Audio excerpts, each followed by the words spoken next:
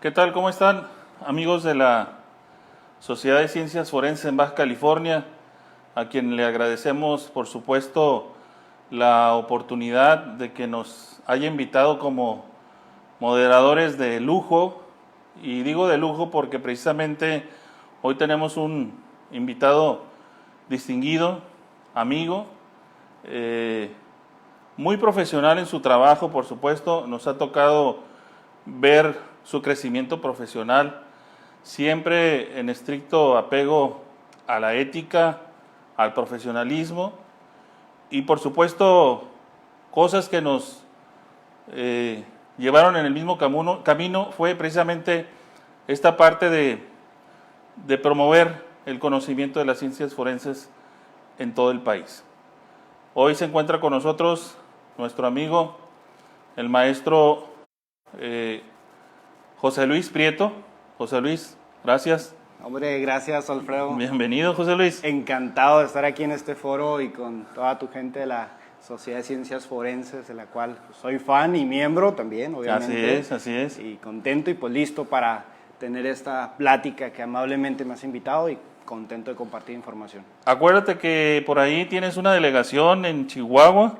Sí, ya hace mucho que no voy a Chihuahua, pero sí. Ya te olvidaste ya de los paisanos. No me sentía norteño en Chihuahua y dije, me voy más al norte todavía. Y dije, Okay. es que más norte que Tijuana. Ya tomé agua de la presa, entonces ya me siento tijuanense 100%. Muy bien. Así que feliz de estar aquí en esta ciudad tan hermosa que me ha acogido bastante bien y la verdad ya me siento tijuanense. Pues qué bueno, José Luis, que estás aquí. Fíjate que el concepto de la Sociedad de Ciencias Forenses, en coordinación con el Instituto Regional de Investigaciones sobre Prevención, ha tratado de promover e impulsar este esquema de charla donde logramos abordar tópicos vinculados a las ciencias forenses y lo hacemos de una manera muy digerible, que sea de comprensión para todos y por supuesto que lo podamos entender también en términos coloquiales, ¿no? Queremos siempre conocer un poquito más de quién es el invitado especial, queremos conocer quién está, cómo es el ser humano que está detrás del especialista, ¿no? Y en ese sentido, pues me gustaría preguntarte, pues, ¿quién es José Luis Prieto Montes, no? Hombre, pues muchas gracias, Alfredo. José Luis Prieto Montes, soy un firme promotor y divulgador de las ciencias forenses y sobre todo de la criminología aplicada en las empresas, criminología corporativa, que le hemos bautizado así, para tratar de diferenciar su ámbito de aplicación. Pues soy originario de Chihuahua, ahí lo van a notar un poquito en mi acento, Chile, Chilaca 880, normal, aún no lo pierdo el acento chihuahuense. Me he formado como criminólogo de profesión, tengo de los últimos 9 años de mi carrera ya dedicados de lleno a trabajar en organizaciones, en empresas, aplicando la criminología, primero como investigador regional de seguridad, ahora como gerente regional de prevención de pérdidas para una empresa de retail. Y he tenido la fortuna pues, de formarme dentro de mi ámbito académico, certificarme como especialista en protección de activos y de investigaciones profesionales por ACIS International, como CPP y PCI. Y bueno, también soy un padre de familia, así que muy dedicado a mis hijos, a mi esposa.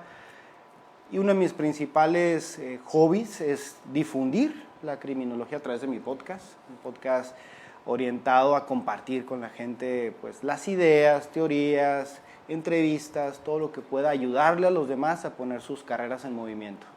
Déjenme platicarles que José Luis lo conocí también a través de estas plataformas, ahora ya un medio de comunicación tan común en estas nuevas generaciones.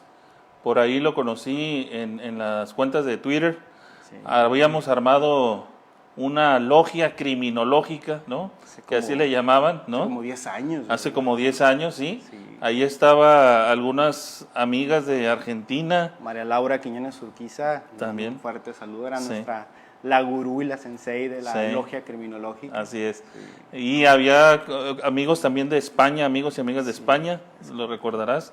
Sí. Entonces, digo, hace 10 años que se empezó con este esquema de difusión, de promover el conocimiento forense en todos los sectores de la sociedad. Y creo que cuando encuentras una persona que trae la misma dedicación, la vocación y el mismo esfuerzo, pues hay que hacer alianza. Y así es como conozco a José Luis. Así es como José Luis también se integra a la Sociedad de Ciencias Forenses en Baja California. Y bueno, no me quiero ir adelantando todavía a las siguientes preguntas, pero ¿cómo llega José Luis a Tijuana? Sí, precisamente es una nota interesante. Yo en la empresa en la cual estaba trabajando recibo una invitación por otra compañía que me invitaba a trabajar acá en Tijuana y mi primera llamada fue precisamente, ¿te recuerdas que te llamé a preguntarte, oye, ¿conviene vivir en Tijuana? ¿Qué tan seguro es? He escuchado muchas historias de terror por allá y en aquella ocasión precisamente Alfredo me hablaba sobre las bondades de esta ciudad, lo que es vivir en una frontera, la más importante de todo el país y la más transitada del mundo. Y eso me ayudó mucho a tomar la decisión, a tener la confianza de venir y me sentí muy acogido cuando llegué aquí a Tijuana porque precisamente Alfredo pues, fue la primera persona que me albergó aquí dentro de la ciudad y que me dio un espacio y una oportunidad de difundir la criminología. Eso fue hace 5 años y pues no me he arrepentido, fue una oportunidad laboral, entendiendo de que a veces el trabajo no te va a llegar en tu ciudad, no te va a llegar a la esquina de tu casa. Hay que emigrar a veces, hay que tomar decisiones. Eso es importante ese tema porque muchas de las veces, sobre todo cuando estás egresando de la universidad, ¿no?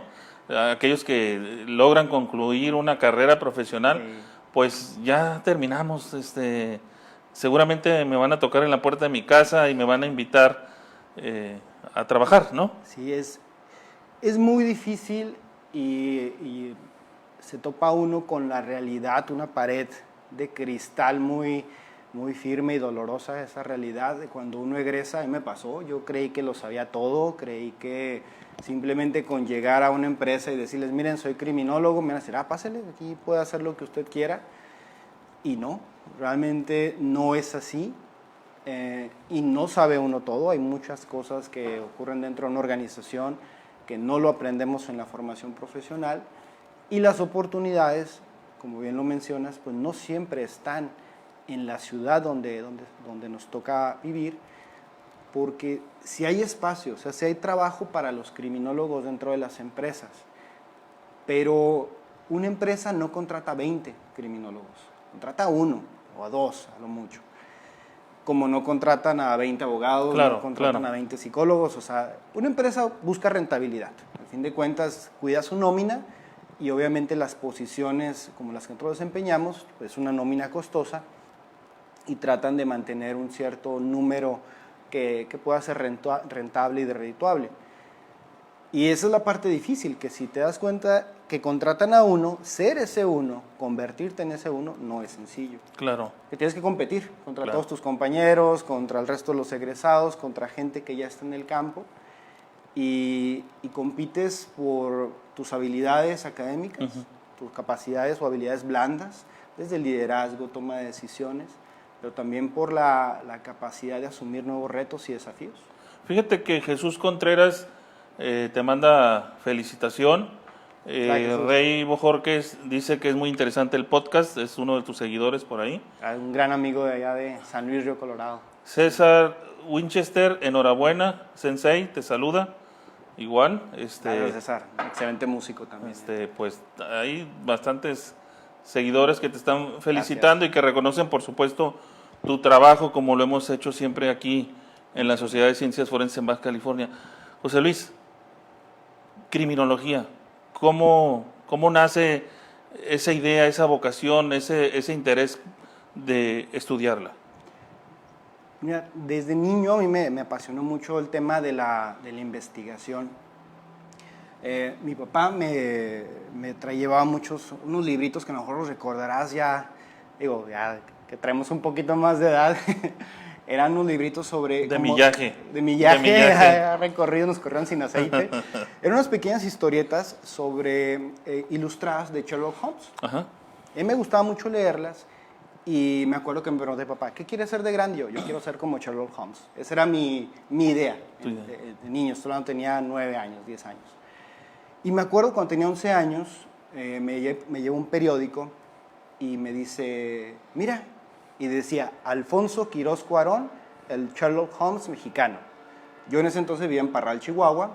Alfonso Quirós Cuarón era originario de Jiménez, a 2 horas y media de ahí, entonces obviamente los periódicos locales le hacen un reconocimiento a Alfonso Quirós Cuarón y fue la primera vez que escuché la palabra criminología y decía un Sherlock Holmes mexicano y empiezo a leer la historia de Alfonso Quirós Cuarón y me apasionó. Me apasionó, fue algo que se me hizo, decía, como una persona como él. Decía que aquí a 2 horas de donde yo vivo, él nació y él empezó a desarrollar investigaciones y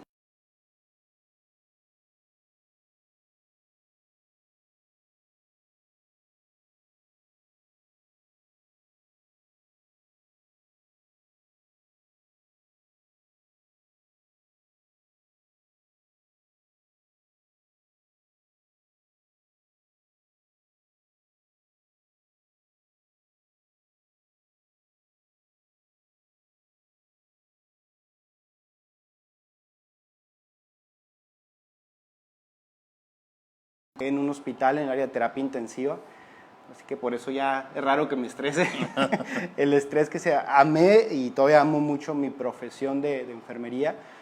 Disfruté mucho el trabajo ahí y tuve la oportunidad de conocer a personas maravillosas con las cuales conservo la amistad. Y esa carrera me dio la posibilidad de emigrar de Parral a la ciudad de Chihuahua para pues, seguir ese sueño de estudiar criminología. No había un día en que no me arrepintiera de haberlo hecho cuando tenía que pagar las colegiaturas. Y decía, ay, ¿qué vine a hacer? Pero siempre estuve rodeado de gente que me apoyó, desde mis maestros en la universidad, en claustro universitario, que fue donde estudié, hasta mi familia, mi esposa, mis padres.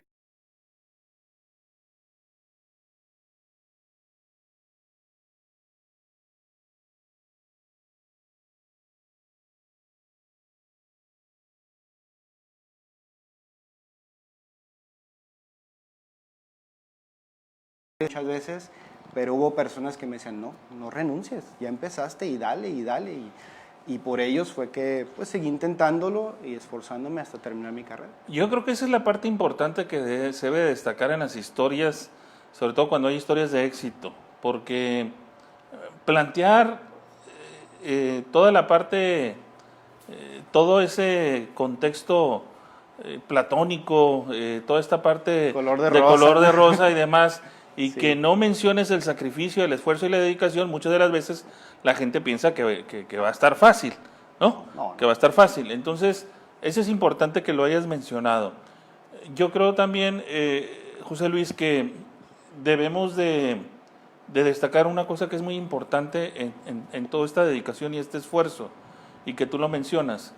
Hay una parte que se llama inspiración, hay una parte que se llama motivación, y hay una parte que desde tu niñez empiezas a fijar tu mente, empiezas a observar, empiezas a tener un ídolo, se le puede llamar así, que te inspira y que entonces dices, voy a alcanzar una meta.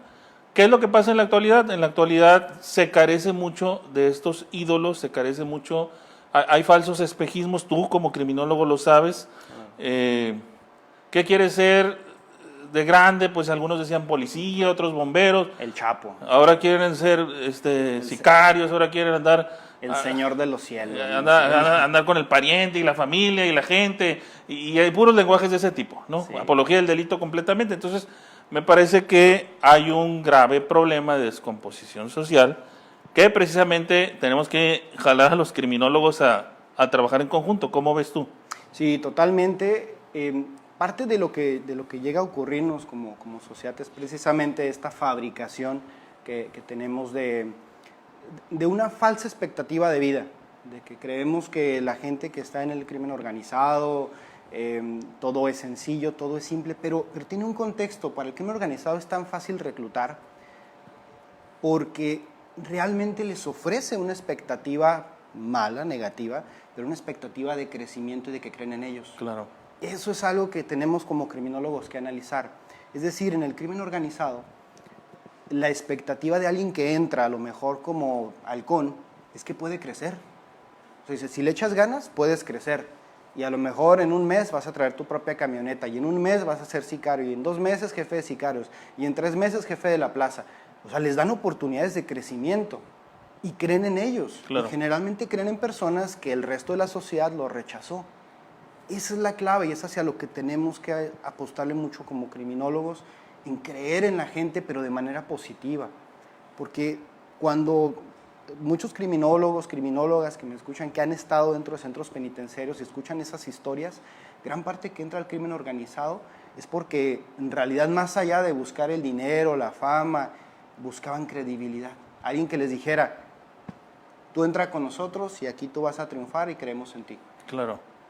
Y otras personas que a veces no salen adelante es porque no tienen ese soporte familiar, social, de amistades, de personas que crean en ellos. Y la expectativa de verdadero crecimiento social es muy limitada. Porque por el desempleo, a veces por, tú sabes, el compadrazgo, la dedocracia, de que alguien se esfuerza por alcanzar un cierto nivel dentro de una organización, dentro de un ámbito de gobierno, y si no es amigo o conocido del político, etcétera, por más tablas que traiga, no va a crecer. Y eso es parte de esa descomposición social, es decir, ve lo que te está ofreciendo el crimen organizado contra lo que te está ofreciendo la sociedad. Entonces tienen una gran ventaja en su proceso de reclutamiento y tenemos que entenderlo, porque si no, no vamos a poder contrarrestarlo. Yo te dije que te iba a invitar y que estabas invitado aquí y aquí vamos a echarle con todo en la mesa, ¿no? Entonces, claro, que se arme. Que se arme, ¿no? Diferentes perspectivas siempre abordadas desde la parte académica y científica. Y el tema del criminólogo o el tema de la criminología es fundamental en este contexto y en esta problemática. Sí. Además, antes de abordar la siguiente pregunta, te manda saludos Roberto González, Michael Marín también, que nos está ahí siguiendo, Ivek Orozco, saludos también. Saludos, Oscar Zárate, inspiración, motivación, palabras que lo definen, máster. Saludos desde Guanajuato. Pues sigue la gente participando. Hay que pedirles igual, si tienen algún comentario, alguna pregunta, nos los hagan llegar. Estamos transmitiendo ahorita a través de la plataforma de la Sociedad de Ciencias Forenses en Baja California, pues para que participen, para que intercambiemos ideas y para que aprovechemos ahora sí que la presencia de un buen amigo de José Luis. Gracias. Y lo bombardeemos con preguntas y con temas a más no poder, ¿no? Échenle, que se arme, esto es de gratis, esto no cuesta, ustedes pregunten. ¿Qué es la criminología corporativa para las personas que no están familiarizadas con el tema? Perfecto, yo lo resumo en 2 palabras, prevención de pérdidas, seguridad patrimonial. ¿Por qué lo resumo en esas 2 palabras? Mira, la seguridad patrimonial y la prevención de pérdidas existe en las organizaciones mucho antes que los criminólogos estuviéramos en ellas. O sea, ¿qué fue primero, el huevo o la gallina? Bueno, primero fue la prevención y la seguridad patrimonial. Ya existían dentro de las organizaciones, y sobre todo las de capital norteamericano, ya los departamentos de seguridad y prevención. En Estados Unidos, el que una empresa tenga su departamento de prevención de pérdidas es una ventaja competitiva para el inversionista. Claro. La gente que mete su lana en la empresa, obviamente lo que es la organización le dice, tu dinero está seguro, porque tenemos un departamento de prevención de pérdidas que se encarga de controlar, pues, de que la merma del negocio se mantenga rentable, ¿no? Que estemos bien con los números. ¿Qué es lo que ocurre? Que estas empresas, para las posiciones de seguridad patrimonial y de prevención de pérdidas, empiezan a ocupar un perfil. Una persona que se encargue de dar seguridad, de hacer investigaciones, del manejo de guardias, del manejo de los circuitos cerrados de televisión, de la gestión de riesgos. Y en Estados Unidos, pues la mayoría de esas posiciones eran ocupados por militares, policías, por gente que venía de las fuerzas del orden público y que hacían un excelente trabajo. Cuando estas empresas empiezan a llegar a Latinoamérica, se va siguiendo el mismo patrón. Y después empiezan a darse cuenta que va evolucionando la prevención y la seguridad patrimonial. Y ya no es solamente ser reactivo, hay que ser predictivo. Claro. Hay que ser disuasivo. hay que ser preventivo. Entonces se busca otro perfil. Y empieza a ocurrir que algunos profesionales que ya estaban laborando dentro de las empresas y empieza a surgir la formación de la criminología, que pues ahorita hay más escuelas de criminología que niños felices, empiezan a surgir todas estas escuelas y ellos se meten a estudiar. Y entonces tienen un perfil académico que ayuda a la organización. Pero después surgen nuevos talentos, criminólogos que empiezan a egresar y empiezan a entrar dentro de las organizaciones y le abren espacio a otros más. A tal punto que ahorita ya es muy común entrar en redes sociales como LinkedIn o LinkedIn, en redes sociales o de búsqueda de empleo como CC Mundial, donde se busca el criminólogo para laborar dentro de una organización. Entonces mi recomendación siempre es esa: cuando tú te presentas como persona, como un especialista o profesional para hablar en una empresa, yo aplico una estrategia bien sencilla. Me presento: ¿qué tal? Mucho gusto, José Luis Prieto, soy profesional de prevención de pérdidas, seguridad patrimonial. Y empiezo a explicarles todo lo que nosotros hacemos. Cómo a través de la gestión de riesgos, de la investigación, a través del análisis de ciertos patrones o análisis delictivo, podemos ayudar a una organización no solamente a identificar sus robos o sus pérdidas, sino hasta subir sus ventas. Claro.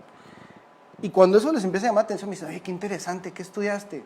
Criminología. Y me han dicho: ¿y por qué no ejerces en tu carrera? Es la pregunta que te iba a hacer. Exacto. O muchas veces cuando llega el aspirante, ¿no? Sí. Que es egresado de la escuela o de la facultad de criminología, presenta sus 45, 50 materias que llevó, todas relacionadas con el sistema penitenciario, con la seguridad pública, con la prevención y por supuesto hasta en algunos de los casos relacionados con la criminalística, ¿no? Sí, que hay mucha confusión y por supuesto también mucho temor del que va a contratar o en este caso del empresario, ¿no? No sé si te ha tocado esa parte también. Sí, totalmente, y va mucho dependiendo de la universidad, pero lo que pasa, y yo lo viví como muchos lo han vivido, que en las universidades nos enseñan a todo, menos a vendernos como profesionales. Y entonces nos la pasamos yendo a congresos, cursos. Yo mi primer currículum era un currículum lleno de cursos de balística, de perfilación criminal, de medicina forense, y pues llegaba una empresa a presentar, o sea, a llevarles mi currículum y pues casi agarraban el currículum y sangraba, ¿no? Ajá, sí. Sangraba, el donde todos los cursos de que asesinos seriales, etcétera. Una hoja con un orificio de proyectil de arma de fuego ahí, ¿no? Exactamente, en una carpeta negra con el crime scene y ándale, todo. Ándale. Sí. Y ahí me di cuenta de algo. Y me di cuenta porque en una ocasión alguien me decía: es que las empresas no conocen a los criminólogos. Y dije: no, más bien los criminólogos no conocemos a las empresas. O sea, ¿cómo vas a presentarte con un currículum para un perfil que no es el que están buscando? O sea, la organización, la empresa, si ellos dijeran: se solicita profesional que sepa sobre tanatología, sobre perfilación criminal, sobre asesinos seriales, sobre violación, etcétera, ok, ve con ese currículum. Claro. Si te están hablando que buscan un especialista en seguridad, en investigaciones, en prevención de pérdidas, construye tu currículum acorde a eso. Claro. Y muchos dicen: es que no me enseñaron eso en la escuela. Hay cientos de criminólogos trabajando en empresas y el punto es que debes de entender que tu carrera de criminología es como una caja de herramientas, es como una navaja suiza. Tú tienes dentro de esa caja de herramientas muchas materias, como la investigación criminal, técnicas de entrevista e interrogatorio, que si sabes utilizar esa herramienta, ahora sí que en la refacción necesaria, con esa herramienta puedes dar soluciones. ¿Es que no me enseñaron prevención de pérdidas? Posiblemente no, pero te enseñaron metodología de la investigación. Plantéate un problema, haz una investigación, saca tus hipótesis, haz tu análisis. Oye, es que hay un robo y a mí no me enseñaron a investigar robos en empresas, pero te enseñaron investigación criminal, te enseñaron criminalística. O sea, aplica esas herramientas, pero esa es la parte difícil, el romper con ese esquema de que si no llevé una materia en la cual el maestro me estuviera hablando de robos dentro de organizaciones, entonces no sé. Y cuando te pones a revisar tus materias y te pones a revisar los problemas de una empresa, empiezas a encontrar ese punto de donde se junta todo y dices: no, es que en realidad sí sé hacer las cosas. A ver, maestro, no encuentro trabajo porque la escuela tiene la culpa, la universidad tiene la culpa, ¿no? Y luego también hay una correlación porque hay universidades que les dicen: estudia con nosotros y tienes trabajo seguro, ¿no? y vas a trabajar en tal dependencia, en tal institución y tal. Les venden ese concepto, esa idea, malamente, ¿no? Y ahorita que abordaste el tema de las escuelas, me parece que es oportuno hacerte esa pregunta. ¿Verdaderamente las escuelas tienen el problema? ¿Los alumnos tienen el problema? Hay como que algunos detalles que hay que precisar ahí, ¿no? Sí, claro. No, definitivamente no son las universidades. Las universidades cumplen con una función que es el darte formación. Te dan formación, es una formación acorde a un plan de estudios. Ese plan de estudios se presenta, todas las universidades deben de hacerlo, ante un organismo de educación, ya sea en el Estado, en la Federación. Que esa es la otra, ¿no? Porque surgen escuelas como cadenas de supermercados que no vamos a decir el nombre, Sí, ¿no? exacto. Pero o sea, en cada esquina. Sí, exacto, o sea, ya compite la universidad contra el Oxxo, ¿no? Por el Ajá, espacio. ándale. A ver cuál vende, ya estás en recargas telefónicas en la También. no. Recarga tu materia. No, recarga tu materia. Exacto, digo, siempre listo, siempre aquí, pero en universidades. No, entonces lo que llega a ocurrir es que una universidad, y tenemos que entender eso, una universidad, al fin de cuentas, su plan de estudios lo tiene que presentar, y esos planes de estudios se construyen en base a las necesidades sociales. Si y te pongo el ejemplo de la universidad que yo estudié, en claustro universitario, esta universidad replanteó todo su plan académico, pero cuando lo hizo fue todo un trabajo de investigación de campo, donde decían, ok, el plan académico que tenemos se hizo hace 10 años. La sociedad ya cambió hace 10 años, es diferente a la que es ahorita. Claro. Necesitamos un plan académico de aquí a los próximos 10 años. Así es. Y se cambió. De hecho, es una universidad donde actualmente se imparte criminología corporativa como materia. Porque nos empezamos a dar cuenta de eso, que decíamos, oye, hay empresas que están pidiendo un criminólogo, tenemos que darle formación. Entonces, es trabajo de nosotros, y quiero que lo entiendan de esta manera, me van a vetar todas las universidades, pero tú eres un cliente de la universidad, o sea, tú estás pagando, eres un cliente, y ellos te están dando un servicio, estás pagando por formación. Tienes que buscar que tu formación sea acorde a que tengas las capacidades a lo que tú vas a ejercer, pero no son responsables una universidad por darte el trabajo, porque te estarían haciendo daño. Claro. O sea, en realidad a lo mejor ni siquiera es lo que te gusta. Hay gente que me ha dicho, quiero entrar a trabajar en una empresa, y consiguen el trabajo y salen huyendo y me dicen, no, Sí. no es lo que yo quería. Sí. Colegas que son excelentes profesionales en el ámbito público, policías investigadores, y entran a trabajar en una empresa y dicen, no, José, no sé cómo aguantas, o sea, es horrible esto. O sea, estar en juntas todo el tiempo, yo soy de campo, a mí mándame a la calle, y eso de estar en la computadora, no es lo mío. Entonces, es eso, es el perfil que cada uno tenga. Claro. Y culpar a la universidad es una salida muy fácil para poder decir a tus papás, no encuentro trabajo, es la culpa de la universidad. No, asume la responsabilidad por lo que tú tienes que hacer. Y obviamente entra el otro punto. Es que si no tengo experiencia no me contratan. Pues claro, nadie te va a contratar sin experiencia en cualquier trabajo, no solamente en criminología. Claro. Yo, es más, si te digo ahorita, oye, Alfredo, quiero arreglar tu carro, tu camioneta.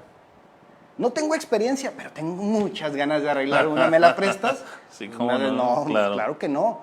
Entonces, hay que construir experiencia, y la experiencia se construye si tenemos un buen plan, una buena visión de negocio desde que estamos estudiando, con nuestras prácticas profesionales, o bien, si ya egresaste, pues a veces hay que rascarle y empezar a buscar desde hacer lo que le llaman esta parte de ser meritorio. Sí. O sea, meritorio es simplemente chambear sin dinero.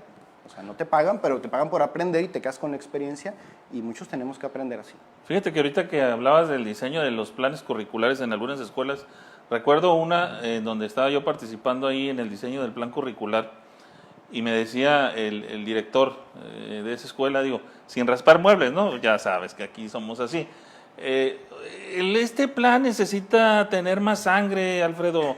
Los muchachos ocupan ver más sangre. Y yo, bueno, pues es que es criminología. Y échale yo no una sé, gallina negra. pues ahí quieren ver más sangre. Y dije, bueno, pues hay que llevarlos a lo mejor a alguna práctica en el rastro municipal, o meter esa materia en el plan curricular, algo donde el muchacho pueda estar así, de acuerdo a la visión de ese director. Sí. ¿No? Digo, igual a mí ya me vetaron de ahí, no me pasa nada si lo digo, ¿no? Entonces, hay que señalarlo. Lamentablemente se está comercializando también el morbo, ¿no? Claro.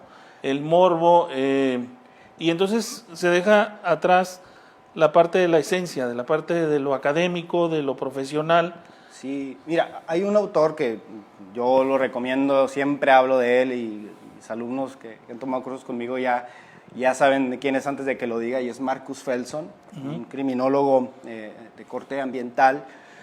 Y él tiene un libro que a mí me encanta y se llama El crimen de la vida diaria. Y en su libro, el prólogo, la introducción, lo escribe entre él y su esposa.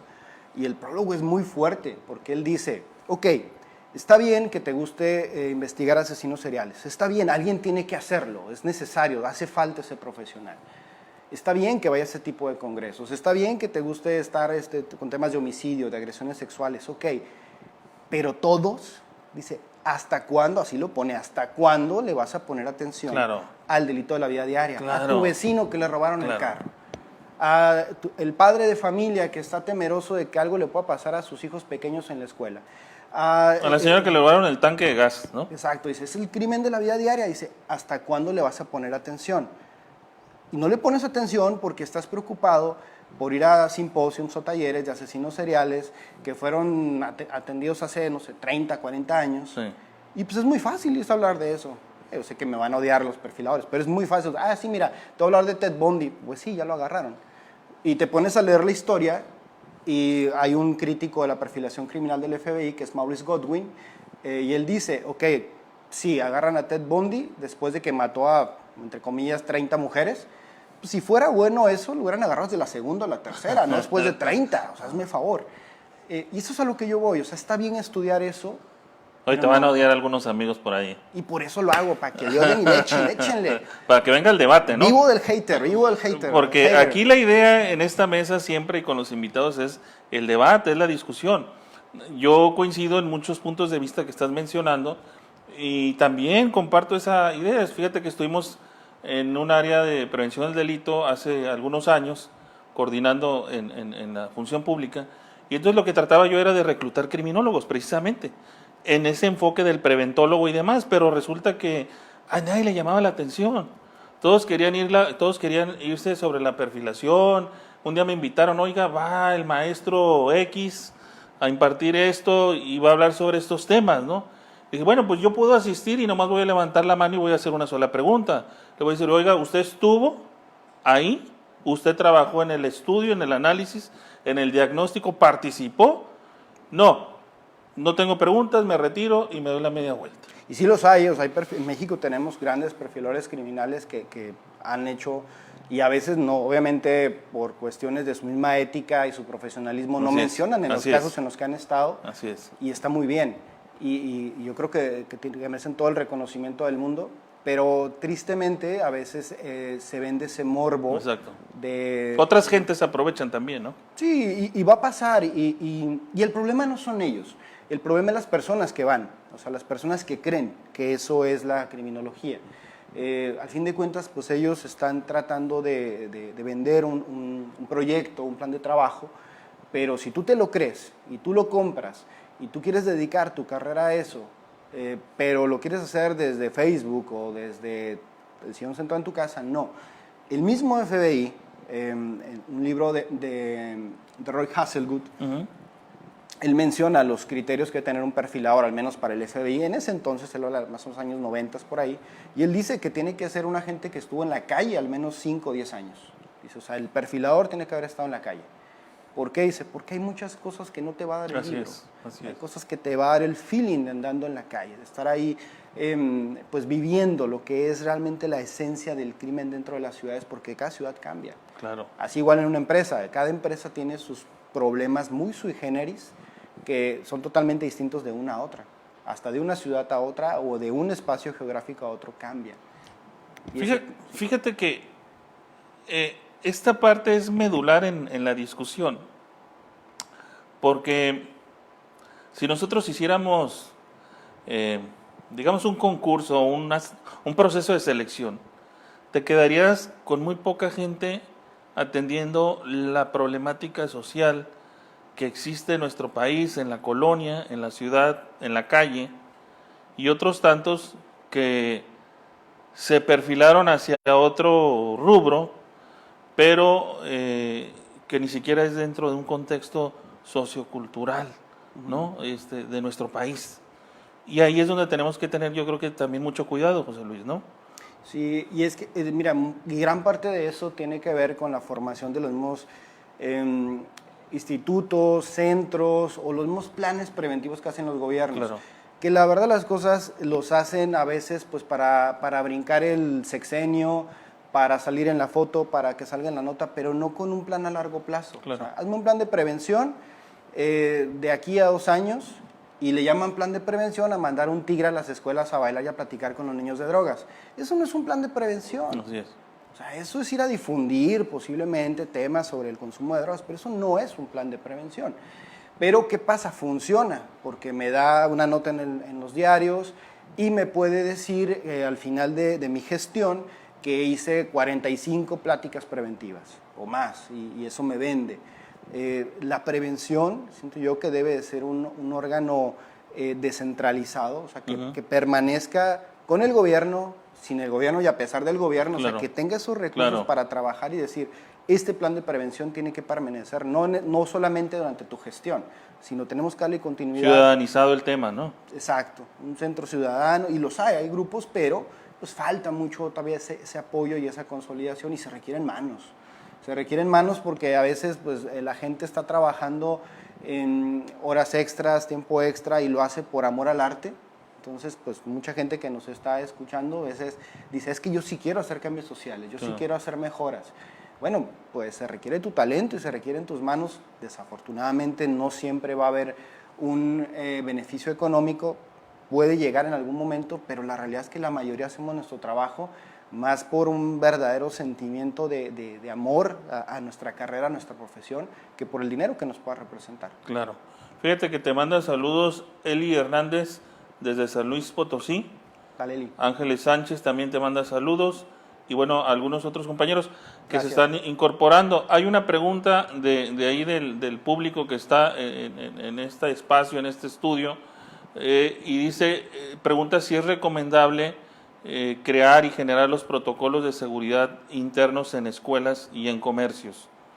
Sí, de hecho, siempre debe de haber, o sea, cada organización, y entiéndase desde una escuela, una iglesia, una universidad, una empresa, debe tener sus planes de acción interna. ¿Por qué? Porque tiene problemas muy centralizados, muy focalizados, pero primero que nada para poder hacer los planes tiene que identificar sus riesgos, sus amenazas, sus vulnerabilidades. ¿Qué es lo que me puede causar daño? ¿Cuáles son las brechas o áreas de oportunidad que tenemos como institución?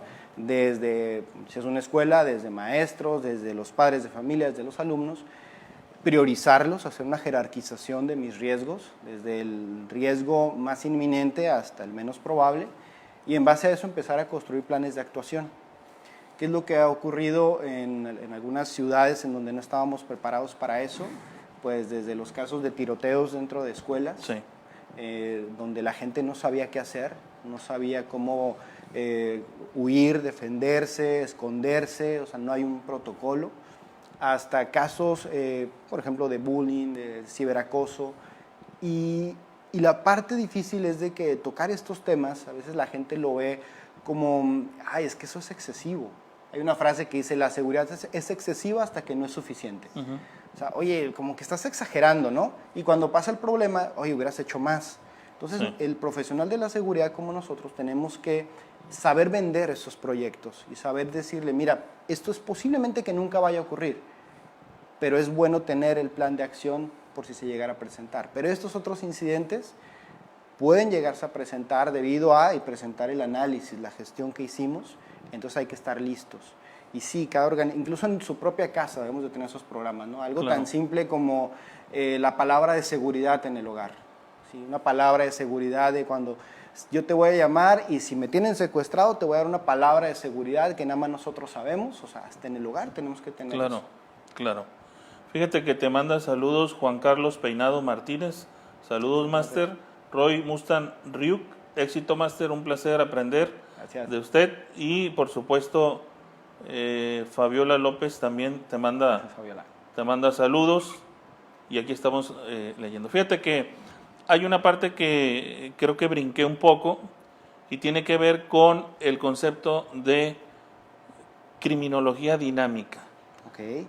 Tú eres director y padre de ese concepto de la criminología dinámica, ¿a qué se refiere? Porque también queremos conocer un proyecto que finalmente generaste y que es producto precisamente de tu esfuerzo, ¿no? Sí, Criminología Dinámica es el nombre de mi proyecto, mi podcast, de mi página. Vayan a criminologiadinámica.com. Lo puedes anunciar aquí con toda tranquilidad. Sí, Aquí no somos celosos, no estamos peleados con nadie. Alguien ya me habló y me dijo que por qué no traes la camisa de la SOCIFO, que te van a aplicar un correctivo disciplinario. No, yo ya expliqué que sí la tengo, pero ya no me queda. Sí, no, es cierto. Es ya broma. no me queda, ya se me ven las lonjitas. Sí. No, hay que reconocer que también hiciste un esfuerzo muy grande. Esa camisa ya te queda grande. Ojalá yo pudiera hacer lo mismo así del saco y de mi camisa. Pronto lo haré yo, seguramente, ¿no? Sí. No, mira, Criminología Dinámica surgió primero como un blog. Donde yo empezaba a juntar ideas y las empezaba a subir. Pero el planteamiento original era decir, bueno, está cambiando, o sea, se está modificando, porque yo escribía algo en mi blog y a los 3 o 4 meses las cosas ya habían cambiado. O sea, yo acabo de poner que este sistema de seguridad es muy nuevo, es muy novedoso, y surgió uno nuevo. Y a manera de broma, en alguna ocasión, yo soy súper consumidor de podcasts, me encanta escuchar los podcasts, todo el tiempo voy oyendo todo tipo de podcasts, y llegaba a ocurrir que me llamaban por teléfono colegas. Y yo en el carro con mi familia, con mi esposa, y me hacían alguna pregunta. Oye, un plan de prevención, ¿qué me recomiendas? Mira, hay 5 principios que tienes que seguir. Y les iba platicando. Y un día me dice mi esposa, oye, siempre dices lo mismo, ya mejor grábate y mandas la grabación. Y ahí yo, oye, pues sí es cierto, yo consumo podcast y si hago un podcast. Y le empecé a buscar el nombre, decir, bueno, era un nombre de criminología corporativa, pero después me di cuenta y dije, es que no es solamente criminología corporativa, tiene que ser algo más, y tiene que ser algo incluyente, y tiene que ser algo en donde pueda inclusive haber otras opiniones, no solamente la mía, porque no tengo la verdad absoluta. Yo siempre se lo digo a mis alumnos, soy muy ignorante, por eso me la paso estudiando y leyendo para no ser tan ignorante, pero ignoro muchísimas cosas. Entonces la criminología dinámica era eso, el movimiento, estar en movimiento constante, el aprender, y no solamente de los libros de criminología. He aprendido muchísimos libros de ventas, donde me doy cuenta que si el criminólogo aprende de ventas, nuestros planes de seguridad van a tener otra dimensión, otra forma distinta de verse en el negocio. Fíjate que Juan Carlos Peinado Martínez dice que la prevención comienza desde el núcleo familiar. Hay un intercambio aquí de ideas también. Bonis Ojeda dice, en algunas universidades se necesita que den como materia emprendedor para que den las bases a los futuros profesionales de cómo hacer una empresa y cómo vender sus servicios. Muy necesario enseñarles cómo y qué es marketing. Sí puede ser, pero no se limiten a eso. O sea, afortunadamente ahorita, si tú te metes a YouTube, el mismo Facebook, te vas a encontrar con un montón de personas que están dando contenidos de alto valor sobre emprendimiento, en español, en inglés, de todo. Y de verdad, a veces te pones a realmente a dedicarte a eso, a aprender, a tomar tus notas, a darte a la tarea, y te das cuenta que en realidad la información que estás recibiendo de estos influencers, si se les puede llamar así, o estos gurús de ventas, de conocimiento. Hay un chavo aquí de Tijuana que me encanta, que se llama Gerardo Rodríguez. Él tiene un podcast que se llama Cállate y Vende, yo siempre lo recomiendo. Y tú escuchas su podcast y le quitas el tema de ventas, la palabra ventas, y te dice, te voy a enseñar cómo hacer un plan preventivo, cambiando tú en tu mente la palabra ventas, y te das cuenta que en realidad una frase que él usa mucho es, haz que se trate de tu cliente y tu cliente hará que se trate de ti. Entonces, haz que se trate de la persona que va a recibir tu plan preventivo y no de ti, porque ese es el error, que a veces nosotros queremos llegar dando nuestro expertise sin escuchar a la persona que tenemos enfrente. Exacto, muy acertado ese comentario, porque muchas de las veces, en tanto quizás un poco de, no quiero decir arrogancia, no quiero decir soberbia, que bueno, puede ser, no escuchas finalmente al cliente potencial que vas a tener o a quien te está exponiendo una problemática. Me ha tocado vivirlo, me ha tocado verlo de cerca con algunos líderes de organizaciones de la sociedad civil que hemos tratado de acercarles parte de un sector de la comunidad vulnerable y que requieren quizás un consejo, una asesoría, una capacitación, pero jamás toman esa parte del querer escuchar o intentar escuchar a quien necesita.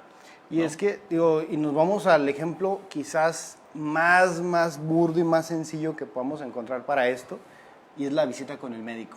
Uh-huh. Imagínate que tú llegas con un médico y, ¿qué tal, doctor? Buenos días, tómese paracetamol cada 8 horas. Doctor, es que quiero paracetamol cada 8 horas. Es que sabe que tengo paracetamol cada 8 horas. Pero no estás hablando de ninguna clínica. No, para nada, no. Absolutamente. Okay. No, o sea, simplemente te dice, esta es la solución y usted tómese. Sí, claro. No, es que vengo a decirle que tiene mal estacionado su carro, ¿no? O sea, claro, sí. Pues no me puse a escucharlo, o sea, claro. pero ¿qué hace un buen médico? Escucha, a ver, platíqueme, ¿desde cuándo empezó su padecimiento? ¿Qué es lo que le duele? Vamos a explorar, a ver, vamos a hacer laboratorios, exámenes, y en base a todo eso toma la decisión del diagnóstico y del tratamiento correcto. Eso es el deber ser. Si nosotros como especialistas en seguridad hacemos exactamente lo mismo y antes de llegar a decir el tigre que cantando en las escuelas sobre las drogas, ese es el plan preventivo que usted necesita, nos dedicamos a escuchar a la gente. Claro. ¿Cuál es el problema que tienes? ¿Qué es lo que está pasando? O sea, realmente los niños necesitan saber qué drogas no consumir, o el verdadero problema es que tienes la escuela rodeada de dealers, de vendedores. O sea, a lo mejor el problema no está tanto en la educación que le demos a los niños. Sí es muy importante, se tiene que hacer, pero no va a ser la única solución. Hay que trabajar en detección, en disuasión, en eliminación, en romper todos esos riesgos que están ahí alrededor.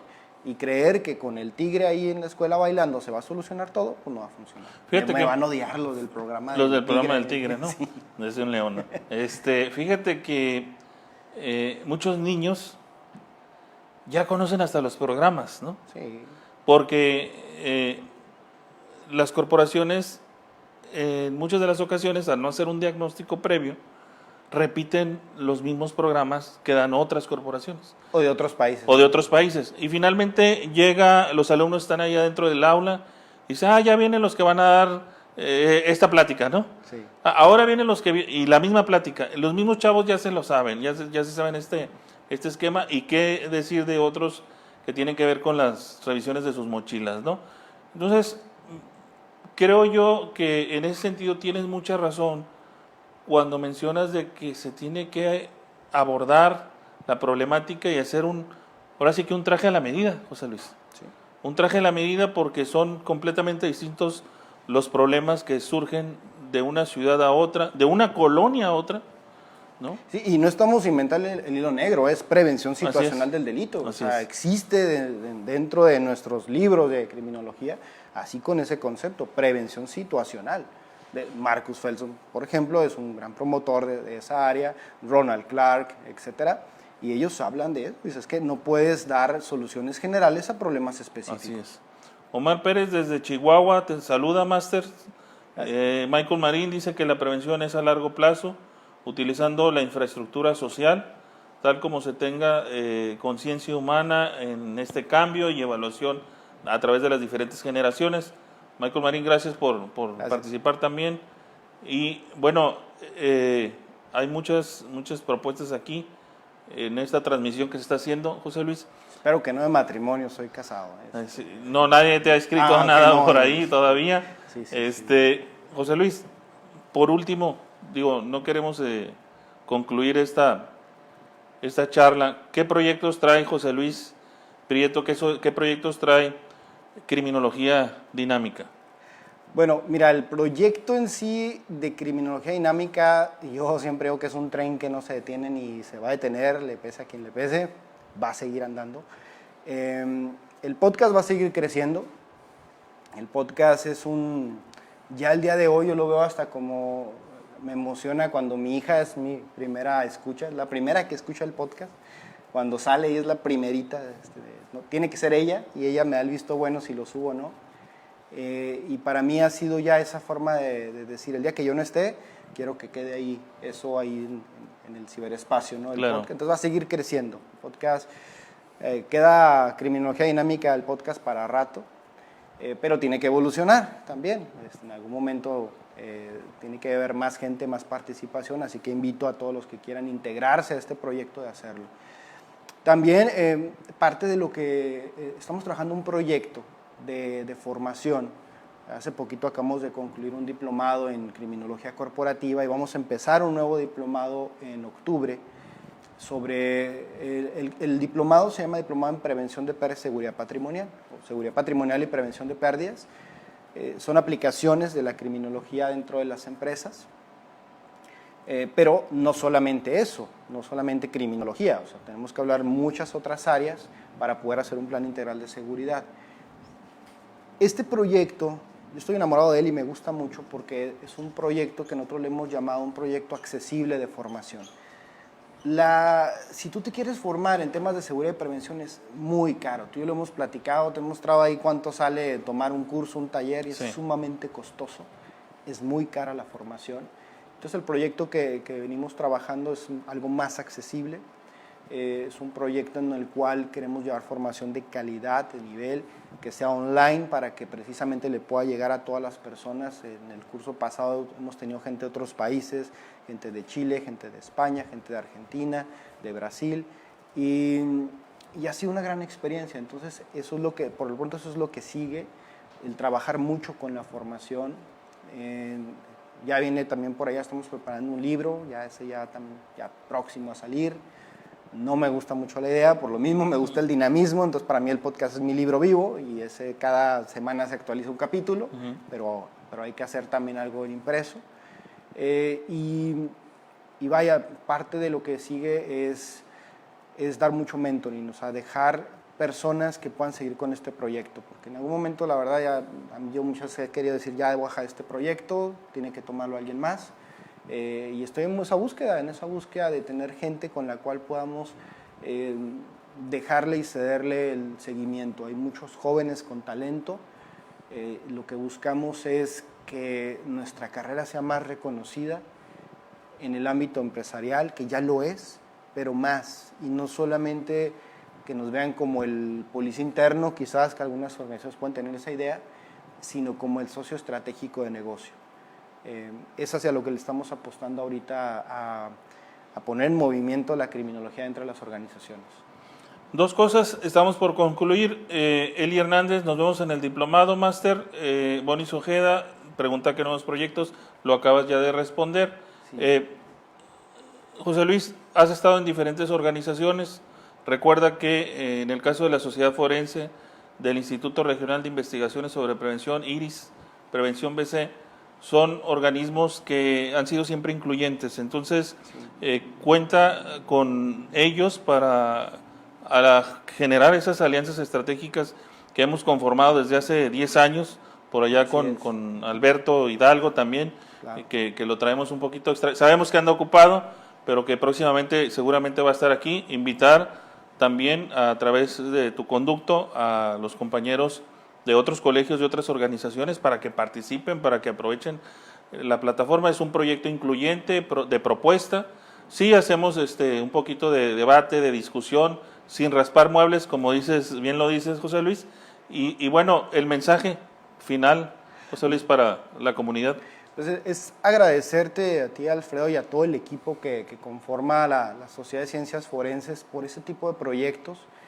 Que, como se lo decía al inicio, ¿no? Esto es gratis, o sea, claro. Tú simplemente, si quieres aprender, lo único que tienes que hacer es dar play. No hay pretexto. O sea, ya no está el pretexto de que tengo que ir hacia un lugar a escuchar una ponencia, o de que tengo que ir a la universidad o tengo que pagar. O sea, hay otra formación, hay otra forma de obtener conocimiento y esfuerzos como el que hace la Sociedad de Ciencias Forenses a través de Alfredo, tenemos que apoyarlos. Tenemos que apoyarlos, tenemos que difundirlos, tenemos que compartirlos. Si cada una de las personas que están ahorita conectados o los que van a ver este video comparten contenidos prosociales, contenidos en los cuales le mostremos a la gente que nos rodea, empezando por nuestros propios contactos, que somos algo más allá que homicidiólogos o investigadores de muertes, y que en realidad nos estamos preocupando por ese delito de la vida diaria del que habla Marcus Felson, que nos estamos preocupando por darte a ti ciudadano, a ti vecino, estrategias para que no caigas en una extorsión, estrategias para que no pierdas tu aguinaldo por una clonación de una tarjeta. Claro. Y si cada uno de nosotros lo hacemos, ya estamos contribuyendo un poquito. Si ahorita, no sé, vemos 20 personas conectadas y estos 20 logran impactar en otros 20 y se va haciendo este esquema, vamos a poner la criminología en movimiento. Les agradezco mucho a todos los que se conectaron, la verdad estoy muy contento de estar aquí. Y bueno, si me permites despedirme como siempre lo hago. Adelante. Soy José Luis Prieto, me encuentras en criminologiadinámica.com. Hazme un favor, si no tienes nada mejor que hacer hoy, ten un excelente día. Muchas gracias, José Luis. Gracias. Nos vemos pronto, nos vemos la siguiente semana. Hasta luego.